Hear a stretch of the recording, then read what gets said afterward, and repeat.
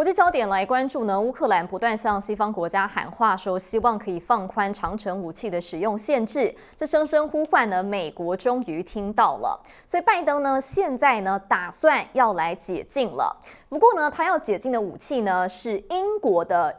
的援助武器，叫做暴风之影，希望可以让乌克兰来使用打击俄罗斯的军事目标。那这么做呢的好处，当然是呢可以帮助乌克兰来攻占俄罗斯的领土，来坚守阵地。看起来呢，其实是一个对乌克兰来讲呢最好的决定。那之所以会选择英国的武器，背后其实拜登呢有他的盘算。像是《泰晤士报》跟《纽约时报》的这个报道都说呢，主要是因为拜登他担心，如果使用到美国的武器的话呢，会产生跟俄罗斯之间呢更大的分歧跟争议。所以呢，只要不用美国的，比如说像是这个陆军战术导弹系统等等的话，顾虑呢就可以少一些。那是英国的或其他国家的话，只要能够深入打击俄罗斯的境内，对乌克兰来讲都是有帮助的。但这么做呢，风险上其实还是存在的。我们要担心的是呢，假如呢这个做法呢激怒俄罗斯的话，那俄罗斯很可能会直接来帮助伊朗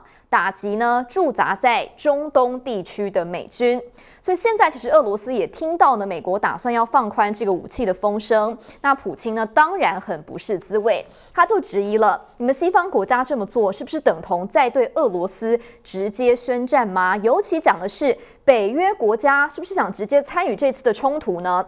而普京会有这样的说法，主要是因为呢，虽然是交给乌克兰使用长程武器，不过乌克兰其实根本就不具备操纵这些武器的能力，幕后都是要北约来帮忙的，包括像是这个卫星的数据啦，或是路径编程等等，背后呢都是要交给北约来负责的，所以就只有在西方参与之下，乌克兰才能够使用这样的远程武器，当然就被俄罗斯质疑，难道全世界现在都要跟他们起冲突吗？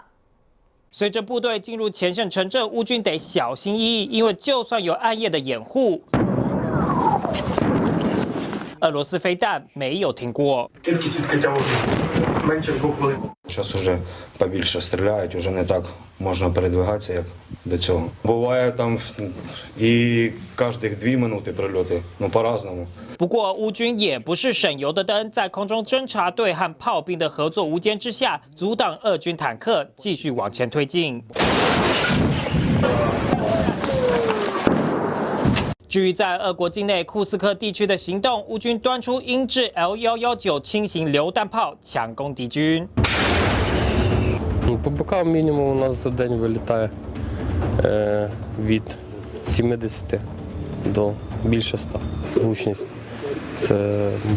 на 90%. 虽然这款由英国援助的105毫米口径 L119轻型榴弹炮火力较小，但英国军火商 BAE 早就授权给乌克兰维修和保养能力，甚至在乌国设厂让后勤维修在地化。Ми перенесли нарешті бойові дії на територію ворога, на територію країни-агресора. Ведемо бойові дії в них на їхній землі. Це дуже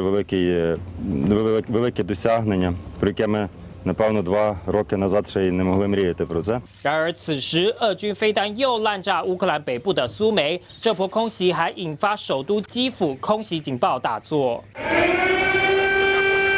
空袭当下，美国国务卿布林肯和英国外交大臣拉米两国的最高外交官都在基辅。We never rule out, but when we rule in, we want to make sure it's done in such a way that it can advance what the Ukrainians are trying to achieve. 尽管没有明确开绿灯，但布林肯表示，碍于伊朗已经向俄罗斯提供 Fatah 360短程弹道飞弹，让乌克兰战局出现改变，西方世界也应该进行调整和应变。Інформацію отримав на рівні розвиток від партнерів, але ще раз не можу поки що підтвердити щодо застосування відповідних ракет. 乌克兰总统泽伦斯基还是那句老话，呼吁西方世界在持续援乌的同时，还得用外交手段来对莫斯科施压，结束这场打了超过2年半的战争。TVBS 新闻综合报道。现在全世界呢都在关注这个军事的峰会。那这个美国的前亚太副驻青华自强就说了，希望中美之间能够把分歧都给管控好，避免演变成战争。不过就在这个时候呢，共军的第3艘航空母舰福建号，他们做弹射的测试系统画面也首度曝光。2号位模拟飞机主战陆参数。准备完成后按下弹射钮，这是中国大陆官媒首度公开共军第3艘航空母舰福建号的弹射系统测试画面。需要试飞员配合我们就是论证这个流程，最关键一点，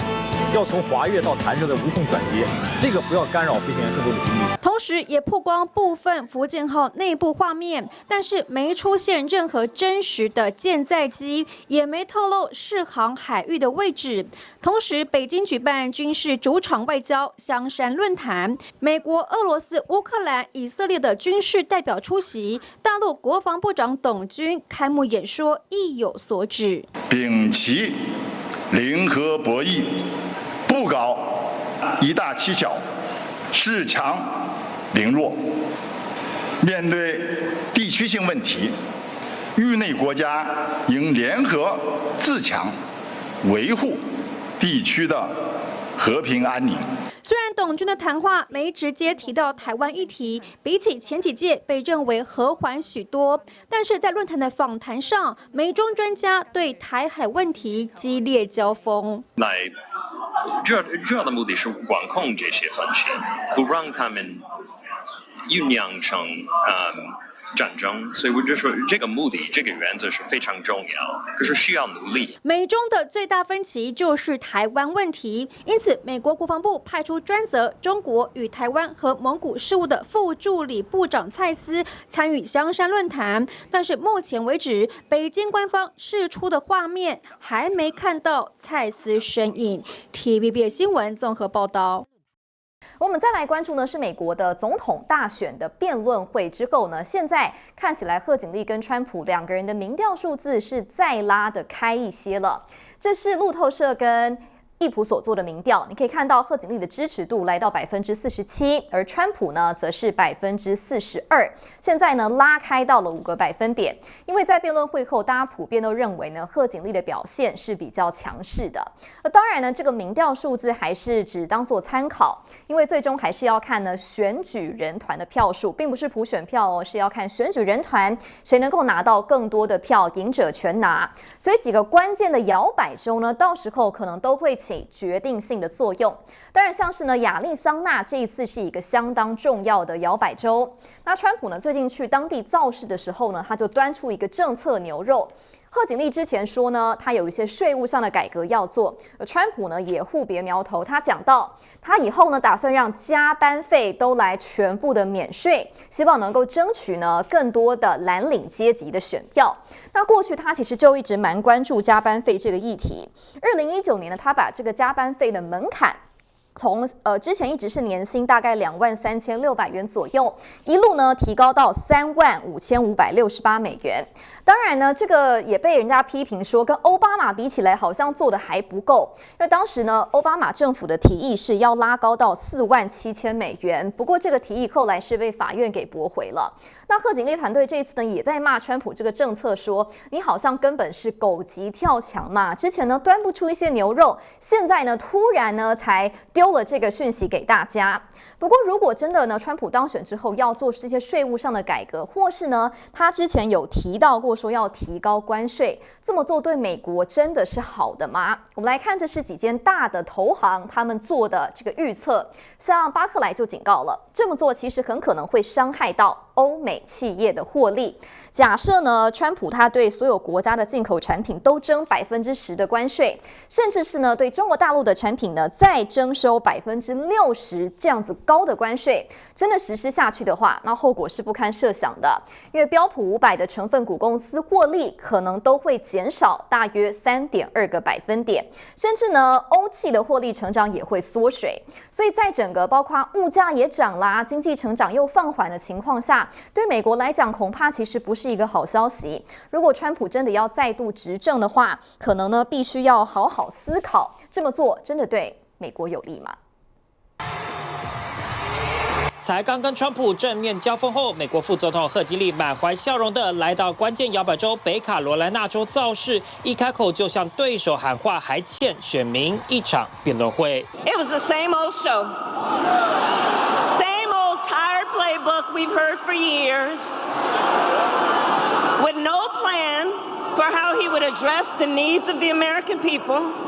贺锦丽对再次交锋跃跃欲试，他的竞选团队还指出，在10号 ABC 辩论后的24小时内，就募款到4700万美元，相当于台币15亿元，成为他募款第2高的一天。但共和党总统候选人川普却兴致缺缺。As everyone saw 2 nights ago, we had a monumental victory over Comrade Kamala Harris. So because we've done 2 debates and because they were successful, there will be no 3rd debate. 事实上，路透社的民调不只显示53%的受访者认为贺锦丽在这场辩论中胜出，而且她的声势也跟着水涨船高。贺锦丽以47%的支持率略胜川普的42%，其中导致选民认为川普输掉辩论会的一点就是他吃猫吃狗的言论。然而在亚利桑那州的造势上，川普却加倍指控俄亥俄州春田市的海地移民还会偷鹅。The recording of 911 calls even show residents are reporting that the